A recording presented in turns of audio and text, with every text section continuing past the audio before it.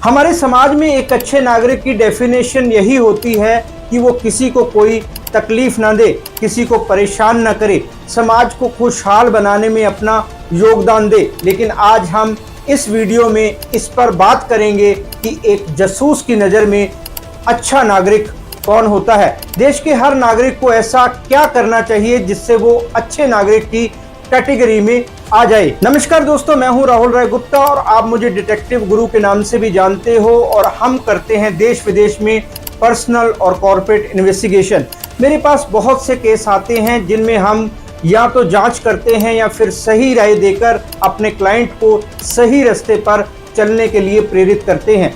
आज मैं आपसे पूछने वाला हूं कि क्या आप अच्छे भारतीय नागरिक हैं। एक जासूस की नज़र में इस बात के क्या मायने हैं, तो चलिए शुरू करते हैं।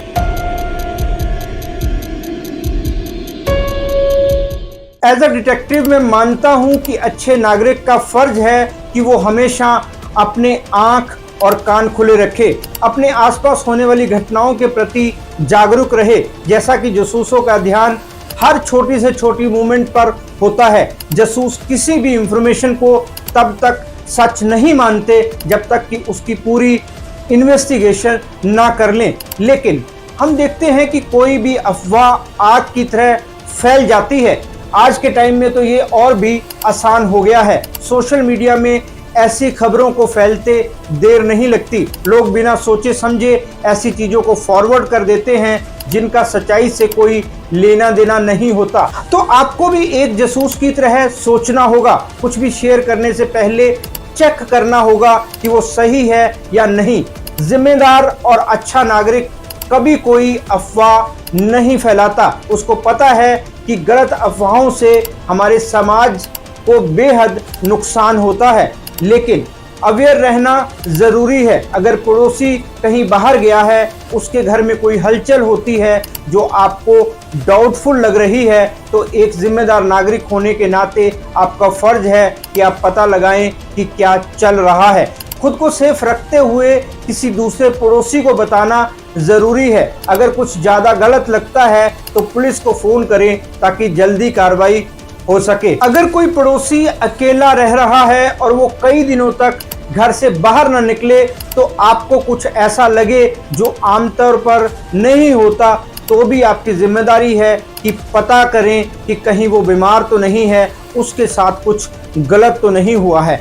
जिस जगह पर आप नौकरी करते हैं या बिजनेस करते हैं, वहाँ के आसपास के हालातों पर भी नज़र रखें। कुछ भी गलत हो रहा हो तो कुछ करें जो भी आप कर सकें, लेकिन अपनी सेफ्टी का ख्याल ज़रूर रखें, वरना आपकी हेल्प आपके लिए ही भारी पड़ सकती है। जो भी खबरें आप देखते हैं या सुनते हैं या पढ़ते हैं, उनको पूरा देखें या सुने, वरना आधी अधूरी जानकारी से आपके हाथों किसी का नुकसान हो सकता है। मतलब आपने कोई खबर आधी देखी या सुनी या फिर अखबार में पढ़ी, जितना आपको पता है आपने उतना ही किसी और को बता दिया। वो इंसान उस खबर का क्या करेगा, आपको इसका एहसास तब होगा जब कुछ गलत हो जाता है। अच्छा नागरिक वही है जो गलत खबरें ना फैलाए।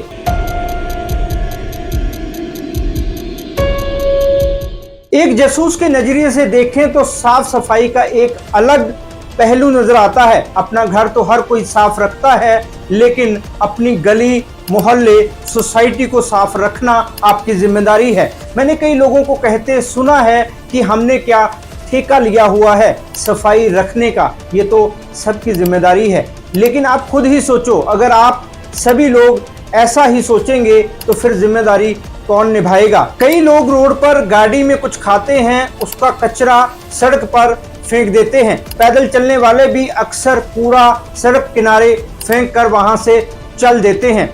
वो नहीं सोचते कि उस कूड़े को कौन साफ करेगा। ये बात सही है कि सफाई कर्मचारी अपना काम करते हैं, सड़कों गलियों की सफाई करना उनकी जिम्मेदारी है, लेकिन अपना कूड़ा संभालना तो हमारी जिम्मेदारी है। कुछ लोग कहीं भी थूक देते हैं। ऐसे लोगों को समझना चाहिए कि इससे कितनी गंदगी फैलती है।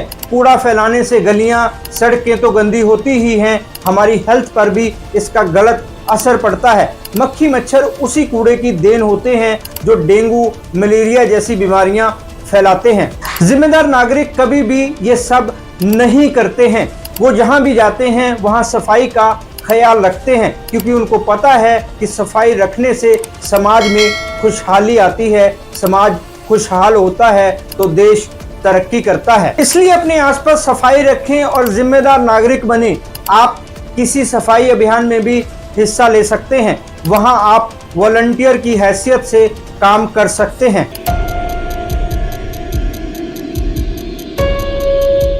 एक जासूस के नजरिए से अच्छे और जिम्मेदार नागरिक की पहचान इस बात से भी होती है कि वो कानून का कितना पालन करता है।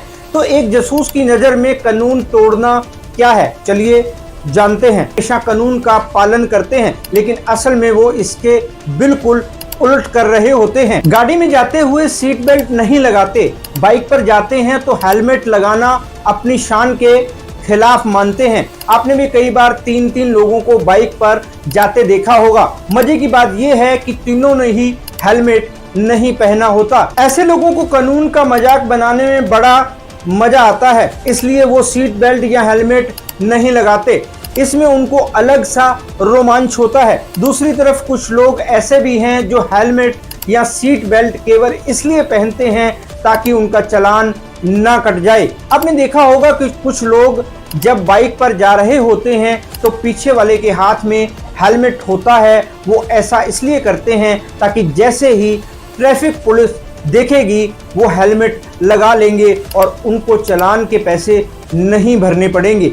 कुछ लोगों की आदत होती है कि वो रेड लाइट की परवाह नहीं करते। अगर ट्रैफिक पुलिस मौजूद ना हो तो वो फटाफट निकल लेते हैं। उनको लगता है कि उन्होंने बड़ा महान काम किया है। कितने शर्म की बात है कि 2025 में भी ऐसे लोग सोचते हैं कि हेलमेट पुलिस या चालान से बचने के लिए लगाना होता है। पुलिस ना देख रही हो तो रेड लाइट पार करने में कोई बुराई नहीं, या फिर सीट बेल्ट तभी पहननी है जब पुलिस नजर आए। उनको इतना भी नहीं पता कि ऐसा करके वो खुद को कितने बड़े रिस्क में डालते हैं। Seat belt, helmet, red light आपकी सेफ्टी के लिए है, ना कि पुलिस की। ट्रैफिक नियमों के अलावा भी कई कानून ऐसे होते हैं जिम्मेदार नागरिक जिनको फॉलो करते हैं, जैसे किसी लाइन को ना तोड़ना, किसी सरकारी कर्मचारी के काम में रुकावट ना बनना, दूसरों के अधिकारों की रिस्पेक्ट करना, और भी ऐसे कई कानून हैं जिनको तोड़ने से देश की तरक्की रुकती है। इसके लिए एक अलग वीडियो में बात करेंगे।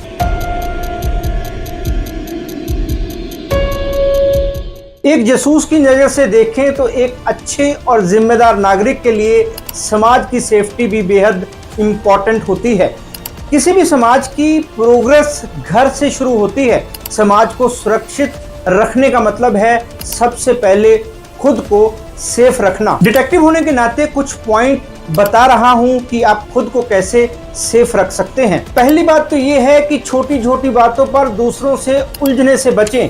कई बार कुछ चीजों को इग्नोर करना जरूरी और अच्छा होता है। दूसरा, अपने अंडर काम करने वाले लोगों को पूरी रिस्पेक्ट दें। वो कोई भी हो सकता है, ऑफिस में आपके जूनियर, आपके एम्प्लॉय, आपके घर में काम करने वाले लोग। इससे आसपास का माहौल ठीक रहेगा और आपके दुश्मन भी कम होंगे। तीसरा पॉइंट ये है कि सड़क पर गाड़ी चलाते हुए आसपास नजर बनाए रखना बेहद जरूरी है। आप गाड़ी सही चला रहे हैं, लेकिन जरूरी नहीं कि दूसरा भी ऐसा ही कर रहा हो, इसलिए आपको उसकी खराब ड्राइविंग से खुद को सेफ रखना है। दोस्तों, जिम्मेदार नागरिक बनने के लिए सोशल सेफ्टी रखने में लास्ट पॉइंट है, किसी से भेदभाव ना करें। डाइवर्सिटी हमारे देश की पहचान है। इंसान को इम्पोर्टेंस दे, ना कि जाति, धर्म, रंग रूप, पैसों या कपड़ों को। इन चीजों से किसी को जज ना करें। आप ही सोचो, अगर सारे लोग भेदभाव को भुलाकर प्यार से रहेंगे तो समाज तो अपने आप ही सेफ रहेगा।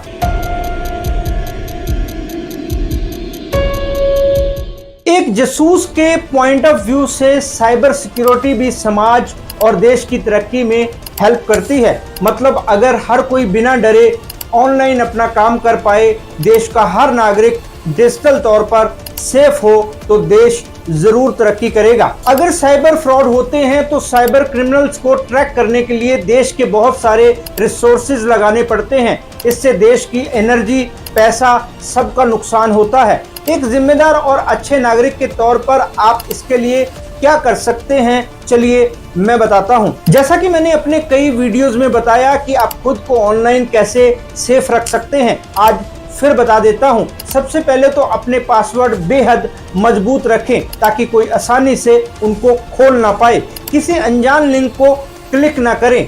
मेरे चैनल पर आपको ऐसे कई वीडियोस मिल जाएंगे जिनमें मैंने बताया है कि लोग साइबर फ्रॉड का शिकार क्यों होते हैं। इसका सबसे बड़ा कारण है जल्दबाजी।